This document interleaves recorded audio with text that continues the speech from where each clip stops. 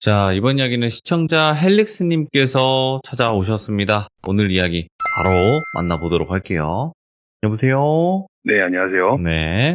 자, 일단은 저번에 해주셨던 이야기가 이어지는 건 아니지만 그래도 어쨌든 맥락상은 이어질 수 있는 이야기거든요. 맞습니다. 네. 저번에 해주셨던 이야기를 모르시는 분들도 계시기에 아주 간단하게만 소개해 주시면 좋을 것 같아요. 네네. 저랑 같이 일했던, 저 포함해서 7명이 있는데 같이 일을 하셨던 분의 이야기고요. 근데 네. 그분은 지금은 자꾸 하신 지 좀 되셨습니다. 살아 생전에 저한테 이 얘기를 해주셨고, 그분과 인연이 있었던 목사님과의 관련된 일이 네. 저번 일이었고요. 그리고 이번에 이야기할 이야기는 편의상 돌비 형님이라고 했던 그분의 어렸을 적과 학창시절과 저랑 만나기 바로 직전의 이야기가 오늘의 시참 내용입니다. 그렇죠, 그렇죠. 첫 번째 편은 이미 유튜브에 올라와 있으니까 꼭 보시기 바랄게요. 손금 뺏는 이야기니까 손금 뺏기 검색하시면 나올 겁니다. 그거를 먼저 들으시고 이 이야기를 들으시는 게 더 좋을 것 같다라고 말씀드릴 것 같네요. 자, 그러면 네, 맞습니다. 바로 출발을 해보도록 할게요. 렛츠가! 기리십니다. 헬릭스입니다!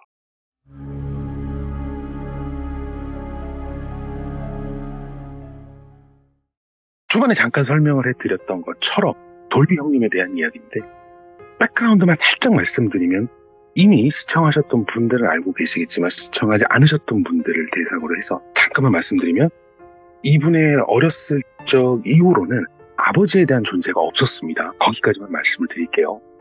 시대가 시대인지라 그때 시절에 돌비 형님의 학창시절을 얘기할 때는 한마디로 정리가 됩니다. 악입니다. 악. 우리가 악마할 때 악자가 아니라 악발이 할 때 악자. 당연히 많은 분들이 아시겠지만 예전 시절에 부모님 중에 한 분이 없다라는 게 엄청난 생활의 페널티가 되던 시절이었어요.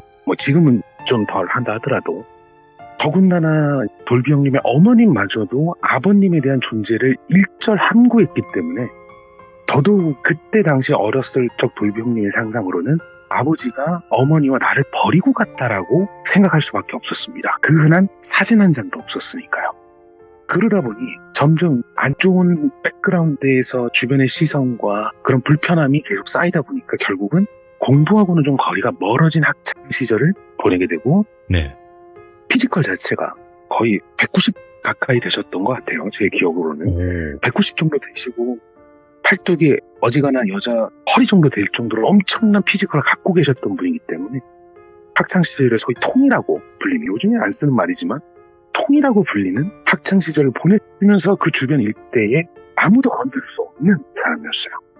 그러다 보니까 우리가 흔히들 얘기하는 바가 1인자는 고독하다라는 얘기를 많이 하잖아요. 본인이 그런 식으로 계속 쭉 가다가 보다 보니 그 돌비 형님의 가정사나 이런 거는 공공연한 비밀이었답니다.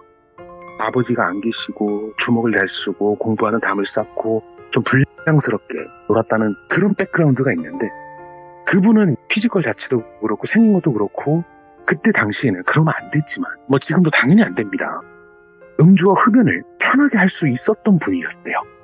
그래서 친구들과 같이 한잔하고 번화가를 걷고 있는데 어떠한 취객이 어깨빵을 때렸답니다.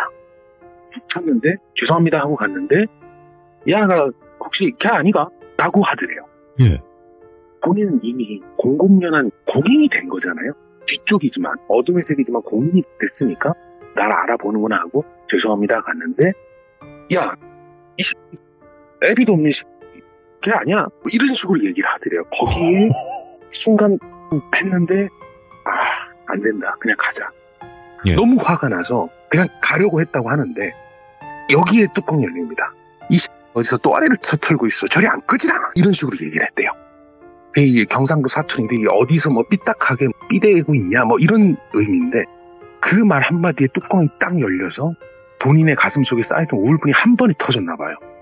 구타를 했습니다. 근데 말 그대로 구타예요. 싸움이 아니에요. 일방적으로 때렸답니다. 특히 눈빛이 너무 마음에 안 들었대요.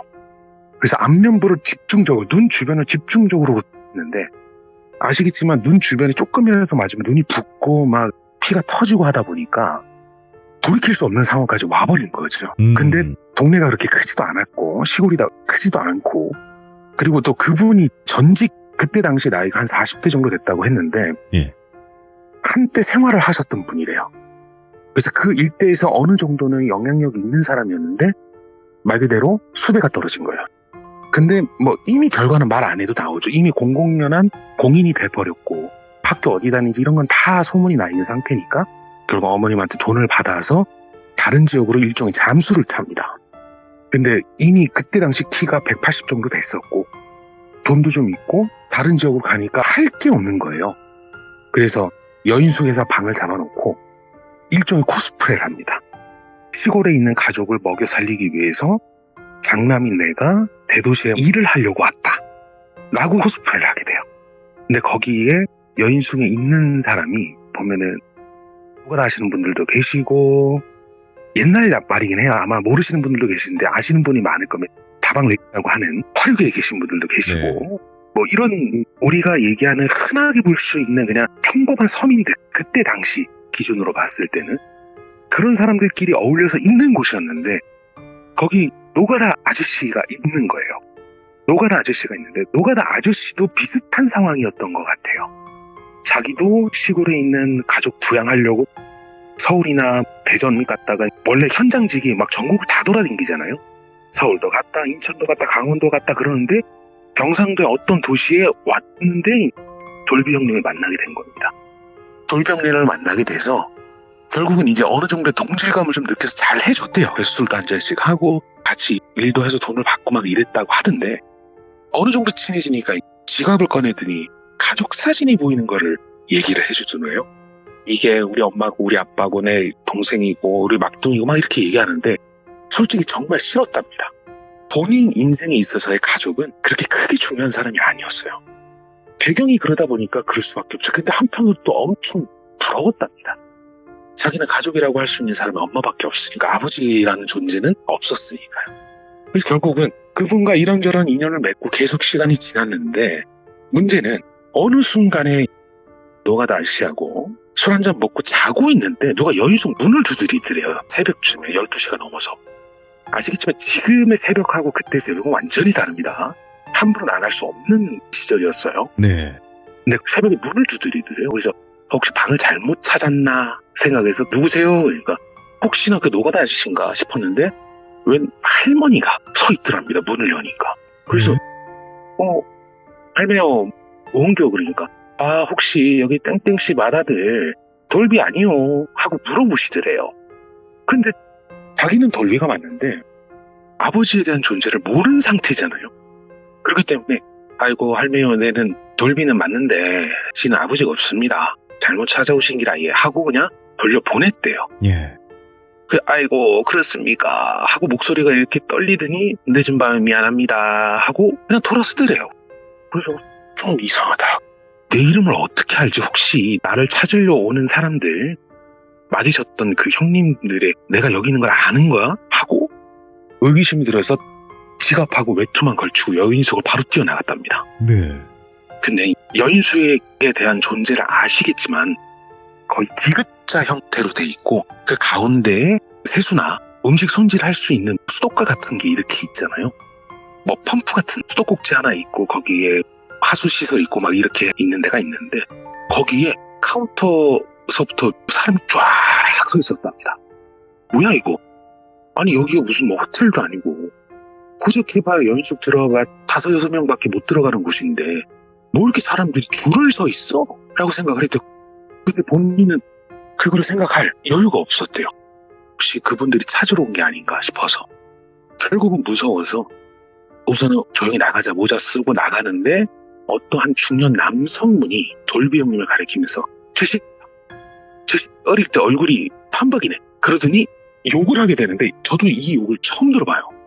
저 장남 돌비 아이가 하면서 손가락질을 하더래요. 예.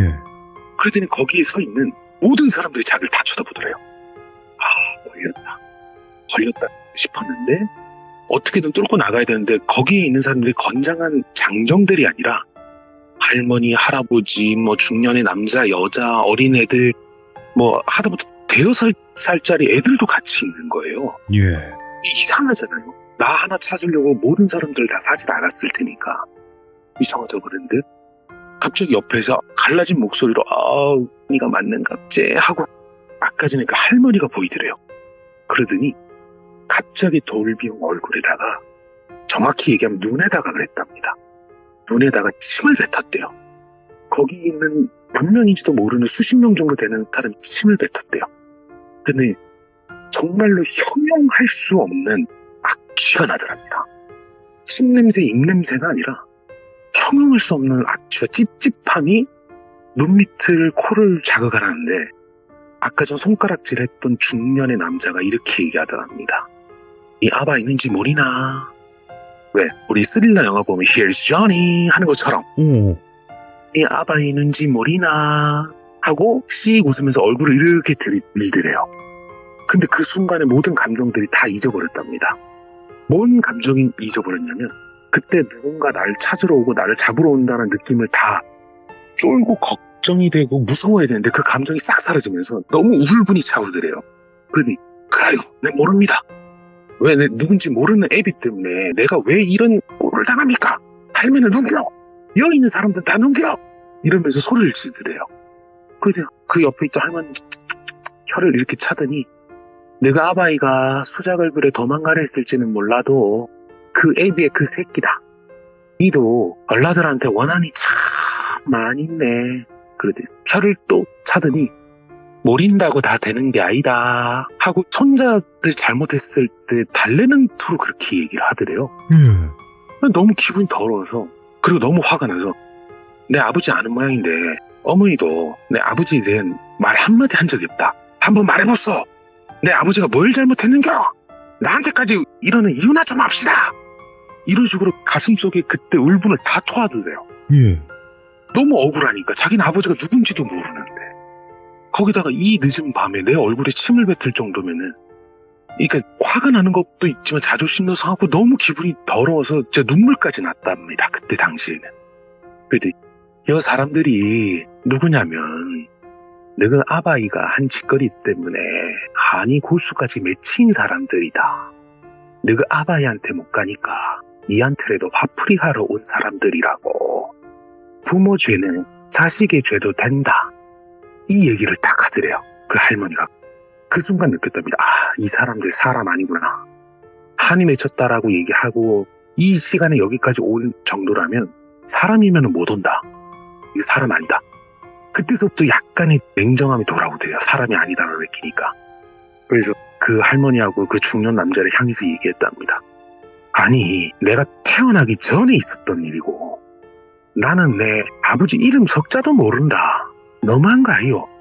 여태 애비 없는 자식이라고 천대받고 살고 내 모르는데 남들한테 손가락질 당하고 이제는 귀신까지 나와갖고 내한테 욕을 이렇게 할 바에는 지금 내가 당신네들보다 골수에 한이 더 맺힐 것 같으니까 나 그냥 여기서 죽을란다. 내 여기서 죽고 누가 더 한이 많은지 한번 다이다이 한번 해봅시다. 내 죽으면은 여기 있는 사람들 살아있는 가족들하고 자석 새끼들까지 내 한 다 풀릴 때까지 다 찌기 빌 겁니다 하고 소리를 질렀대요. 그 말이 너무 자존심이 상했었나 봐요. 아버지 없는 자식이라고 하고 손가락상을 했던 게 결국은 본인도 본인이 원해서 한 것도 잘못해서 한 것도 아니잖아요. 네. 자기가 잘못한 거는 뭐 애들 때리고 뭐 술 먹고 담배 피우고 뭐 이런 거는 잘못했지만 내 잘못이 아닌데도 왜 나한테 그러는지 모르겠단 말을 계속했답니다. 네. 그러더니 처음 손가락질했던 그 중년 남성이 이렇게 돌병한테 나지막하게 얘기했답니다. 니도 맺힌 게 많은 듯한데 니도 옳게 살기는 힘들겠다. 니 애비 생각하면 뼈 조각도 갈아 마셔도 시원찮은데 니 애비 업 때문에 니 인생도 많이 바뀐 것 같네 하더니 쓱 사라지더래요. 연기처럼 사라지더래요.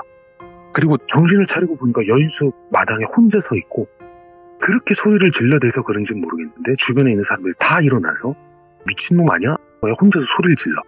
라고 하면서 쳐다보고 있었대요. 이건 아닌 것 같다. 그래서 결국은 날이 뜨자마자 바로 집으로 복귀했답니다.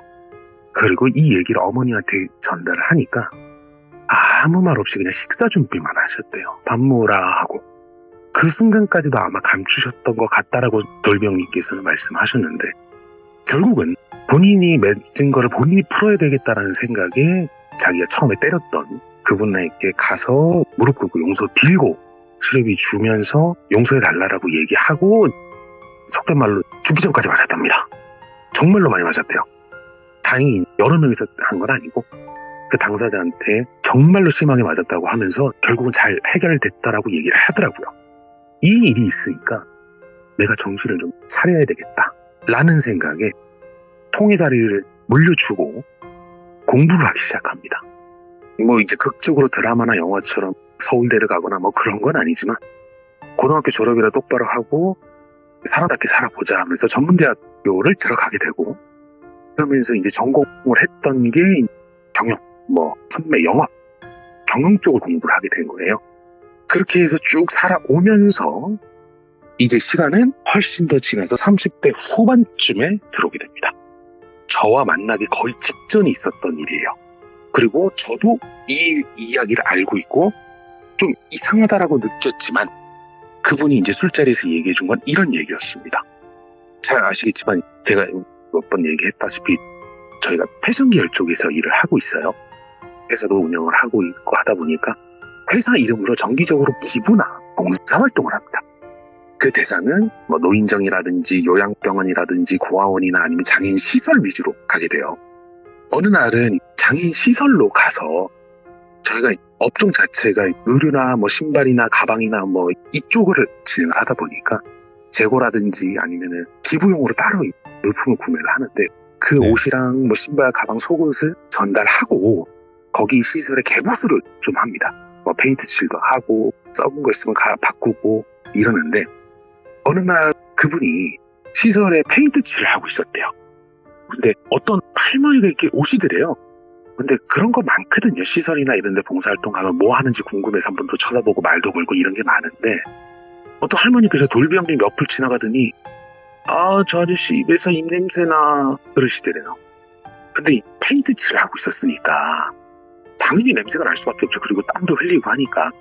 그래서 아이고 할매요, 이거 끝나 금방 가 씻을 테니까 위험하니 저 가있어 이렇게 해서 보냈대요.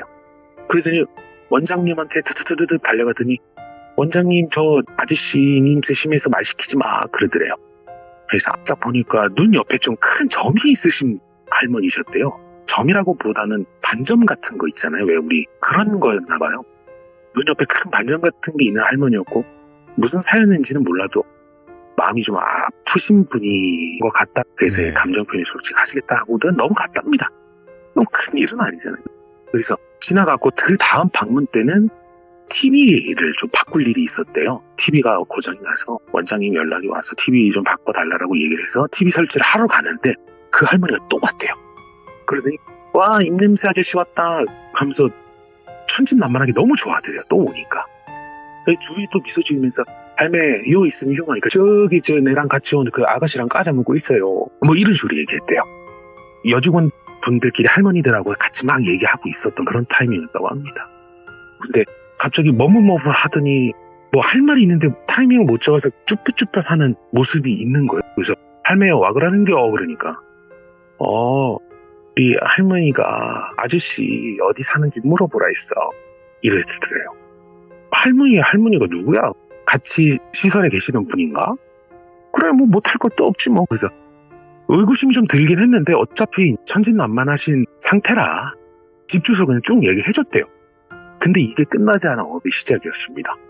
봉사활동을 끝내고 집에 도착을 했는데, 그때 당시 아파트 사셨는데 아파트에 주차 자리가 없는 거예요. 그래서 아파트를 빙빙빙빙빙 돌아서 겨우 구석 자리에 빈자리를 하나 찾았습니다. 그래서 문을 잠그고 집에 가려고 서류 가방 이런 거 꺼내는 순간 싸한 위기감이 들더래요.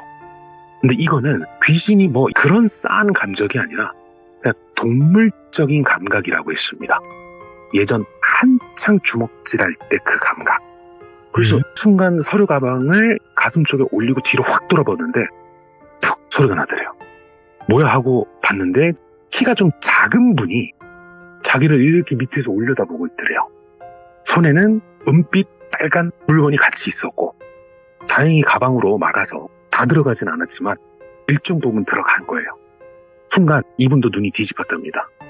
이성보다는 본능이 기억하는 대로 움직였대요. 무지막지한 발도 시작합니다. 와. 완전 곤죽을 만들어놨대요. 정말 진짜로 죽기 직전까지 때렸답니다. 그리고 본인의 차에 집어 던진 다음에 소위 말 센터를 깝니다. 당연히 아무것도 없죠. 그런 거 하려고 오시는 분이 뭐 신분증이나 가지고 다니겠습니까? 당연히 없죠. 결국 파출소에 인계를 해요. 근데 피해자가 아니라 가해자를 조사를 받습니다. 당연히 그 사람은 피가 조금 있지만 상대방은 거의 죽기 직전까지 맞았었고 의식도 거의 없는 상태였고, 그리고 이전에 있었던 기록이 발목을 잡았다고 해요. 그래서 어찌됐든 진행을 하는데 다행히 그분이 다른 사건으로 인해서 수해 중이어서 조용히 잘 끝났는데, 정말 피곤한 일이거든요. 안 했는데 했다라고 하는 거를 반증하는 게 정말 힘든데, 낮에는 시설에서 TV를 걸고 막 이러고, 밤에는 찔리고 죽다 살아나르고 경찰한테 시달리고 몇 시간을 파출소에서 계속 그렇게 있으니까 결국은 집에 도착해서 파김치가 돼서 쓰러집니다. 그냥 바로 잠들어요. 근데 꿈에 웬 흰 소복을 입은 할머니가 나오더래요. 이 얘기를 하면서 바닥에 침을 탁 뱉으면서 나는 이제 할매들은 싫다. 나는 다 할매들 때문에 일이 터진다. 할매들 싫다. 이러시면서 할매들가 나왔다고 하는 겁니다. 물론 여태까지 나왔던 할머니들 중에 동일인물은 아무도 없습니다. 다 다른 사람이에요. 그러더니 네 가진 거 내가 다 뺏어갈 기다. 네 애비가 했던 것보다 더 지독하게 뺏을 기다. 그러더래요. 그러더니 갑자기 할머니가 자기한테 확 달려들더니 얼굴을 핥히고 얼굴에 막 침을 뱉고 막 난리를 부렸다고 해요. 근데 이미 학창시절에 그런 경험도 있었고 이미 아버지 때문에 자기가 피해봤던 사실이 있어서 아무런 저항도 하지 않았답니다. 그리고 할매요, 혹시 내 아버지 때문에 그럽니까? 그러더니 할머니가 오히려 더 이상한 표정을 짓더래요. 니 그걸 오해하노? 이런 식으로 대답하더래요. 어릴 적 비슷한 일이 있었습니다. 할매요, 내는 내 아버지 얼굴도 모르고 이름도 모릅니다. 애비 없는 자식으로 크다 정신 차려서 일이 사랑굿이라면서 삽니다. 할매요, 내 아버지 때문에 있었던 일이 한이 맺힌 거면 내가 좀 풀어줄 수 있는지는 모르겠는데 한번 얘기를 한번 해보소. 힘닿는 데까지 한번 할 수 있는 만큼 한번 해볼게요.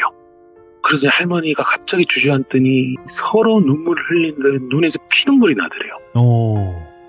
그러더니 막 소리를 엉엉 지르면서 애미애비 잘못 만나니 인생도 빨리 갔고 몹쓸 짓도 당하고 시집도 못 가고 죽지도 못해 사는데 니는 사랑굿이라면서 사니까 내 한이 얼마나 크겠노. 이러면서 막 우는 거예요. 근데 무슨 얘기를 하는지 자기는 전혀 모르지 않나요? 아버지가 무슨 일을 했는지 자기는 전혀 모르면서 아이고 그러면 할매요, 내가 그러면 부자는 아닌데 내가 자식들 할머니 자식들 내 돌봐주면 됩니까? 이렇게 얘기하니까 갑자기 고개를 확 들더니 모든 원흉이 내가 애빈데 내 그한테 왜 내 새끼를 맡기노? 내 새끼 건드리면 죽일 기다. 이러면서 또 막 얼굴을 핥히려고 달라들더래요. 그러면 어찌하면 좋겠습니까? 그 돌병님은 자포자기 한 거예요. 그때 당시에는 그랬다고 얘기하더라고요. 근데 갑자기 할머니가 앞섬에서 사진을 한 장 주더래요. 근데 그게 가족 사진이었답니다. 아버지로 보이는 남자분, 그리고 정갈하게 생기신 여자분, 그리고 이쁜 원피스를 입고 있었던 딸이 있었대요. 그래서 이거 할맹교, 이 아가 할맹교, 그러니까 그 있는 아가 내 딸이다. 그래서 사진을 자세하게 보니까 눈 옆에 반점이 있더래요. 그때서야 모든 의구심이 풀렸대요. 아까 전에 TV 달러 갔을 때 왜 주소를 물어봤는지에 대한 궁금증도 풀렸고, 이 할머니가 그 할머니의 엄마구나. 그렇구나. 알겠습니다. 그러면은 제가 딸내미 남은 여생 잘 살 수 있도록 내가 잘 할 테니까 이제 한 풀고 가이소. 이렇게 되니까 표독스럽게 쳐다보는 눈이 조금 풀리더래요. 그러더니 내 딸내미한테 잘 해라. 두고 볼 끼다. 하고 꿈에서 깨게 되더래요. 근데 너무 궁금한 거예요. 아니 우리 아버지 때문에 있었던 일이 웬 할머니가 있고 막, 그래서 결국은 회사에서 하는 거와 다르게 개인적인 사비를 털어서 그 시설의 큰 후원자가 되고, 그 시설에서 그 할머니는 잘 지내시다가 노안으로 이제 돌아가셨던 것까지는 제가 알고 있어요. 원장님한테도 물어봤대요. 보통은 현재 시설에 계신 분들에 대한 히스토리를 얘기하지 않습니다. 원래는. 네. 돌아가신 다음에 물어봤대요. 나중에 물어보니까 그때 당시에 집안의 대세가 크게 기울었는데 딸을 임신 중이었다고 하더라고요. 근데 임신 중에 충격을 너무 많이 받아서 보통 사람들보다 생각하는 게 좀 많이 어리신 상태로 태어났대요. 그러다 보니까 동네 건장한 청년들한테 지속적으로 좀 안 좋은 몹쓸 짓을 당하고 있었고 그것 때문에 정신줄을 완전히 놨다고 하더라고요. 그래서 어떻게 돌다 보니까 연세도 있고 하셔서 그리고 정신질환 이거 비슷한 걸로 들어와서 그 장애인 시설에서 케어를 좀 해서 네. 이제 편하게 좀 사실 수 있도록 마련을 했었고 우리 회사에서 정기적으로 나가는 기부 및 자원봉사를 하는데 거기에 계셨던 거예요. 네. 처음에 페인트 칠할 때는 몰랐다가 TV 달 때 그런 집 주소를 물어봤었고 그런 일이 있었는데 그나마 다행인 건 어떻게든 설득이 됐잖아요. 그래서 내가 우리 아버지의 업을 씻는 방법은 이것밖에 없겠구나 라고 자기가 가진 업을 해결하기 위해서 사회 취약자라고 불리시는 분들에 대한 지원과 봉사를 하게 되었고 그게 규모가 점점점 커지다 보니까 어떤 특수시설들이 있잖아요. 특수시설에 새로 자원봉사하려면 대표하고 대표끼리 스케줄을 잡잖아요. 뭐 옛날 말로는 자매결합 뭐 이런 거 같은데 하여튼 그런 식으로 이제 인연이 닿아서 특수시설에 지원 및 자원봉사를 하러 갈 때 거기에 계시던 분이 목사님이셨습니다. 그렇게 돌비 형님과 아버님 지금 생각해도 이상한 거는 지금도 아무리 생각해도 아버지라고 부른 걸 단 한 번도 들은 적이 없었던 것 같아요. 자기 아버지인 목사님과 그 시설에서 처음 만나게 됩니다. 그리고 거기에 제가 있었어요. 업에 대한 이야기는 2부작으로 이미 올라가 있었던 이야기와 이번에 물론 방송으로 얘기하지 못했던 다른 사소한 이야기, 자잘자잘한 이야기가 많긴 한데 본인이 어떻게든 해야 된다라는 걸 느꼈던 결정적인 계기가 이 두 가지 이야기입니다. 학창시절 때 있었던 이야기와 시설에 갔을 때의 그 할머니. 네. 여기까지입니다. 아니 그러면 또 이어지는 게 있지 않아요 또? 그거는 이제 업이라는 타이틀로 얘기하는 것보다도 네. 그땐 저도 있었고 이제 천륜과 인륜에 대해서 말씀드릴 거예요. 오, 예. 그게 지금 이제- 가나요? 아니죠. 이 다음 이야기는 완전히 다른 얘기입니다. 아. 등장인물은 똑같지만 목사님이 그러니까 저도 이제 아버님이라고 부르는 것보다 목사님이 좀 더 어울리니까 목사님이 어떻게 자식을 떨쳐내려고 했는지에 대한 이야기가 나올 거예요. 그래서 우리가 흔히 얘기하는 건 인륜은 끊어도 천륜은 못 끊는다 그러잖아요. 아, 그런 말이 있어요. 예. 그 천륜을 끊기 위해서 어떤 노력을 했는지에 대한 목사님에 대한 내용이 나올 겁니다. 야, 그러면 1편과 2편은 말 그대로 업에 관련된 이야기고 이제 3편 같은 경우는 이어지는 건 아니지만 전혀 다른 인륜과 천륜에 관련된 이야기고. 네네. 아. 완전히 다른 이야기고 여기서는 저도 등장합니다. 오호.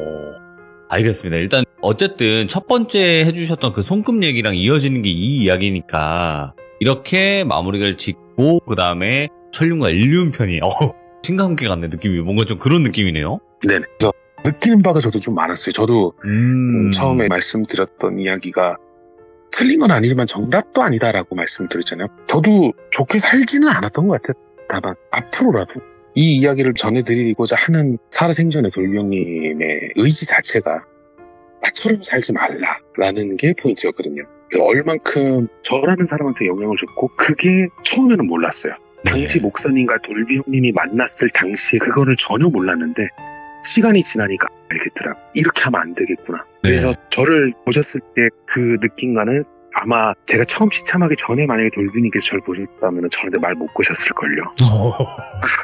저도 그렇습니다. 야, 일단은 오늘 헬렉스님께서 이렇게 또 이야기를 들려주셨습니다. 정말 감사드리고 또 다음번에 인륜과 천륜의 이야기 꼭 들려주시길 바라겠습니다. 감사합니다. 네, 바로 방송으로 넘어가겠습니다. 고맙습니다. 네, 감사합니다. 헬릭스님이 마지막에 꼭 항상 네, 바로 방송으로 넘어가겠습니다. 이렇게 마무리를 하시거든요. 헬릭스님 안에 시그니처가 되지 않았나 이 생각을 합니다. 그리고 오늘 이야기도 업이라는 거, 그리고 첫 번째 이야기 손금 뺏기, 그 다음에 이 이야기가 하나의 업으로 이야기가 진행이 되거든요. 그러니까 첫 번째 이야기는 이미 올라와 있으니까 꼭 들어보셔야 이 이야기가 어느 정도 이어집니다. 이게 전혀 다른 이야기는 아니에요. 이어집니다. 충분히. 그러니까 꼭 들어주시길 바라고 여러분들도 항상 행복하시길 바라겠습니다. 시청해주신 모든 분들 고맙습니다. 감사합니다.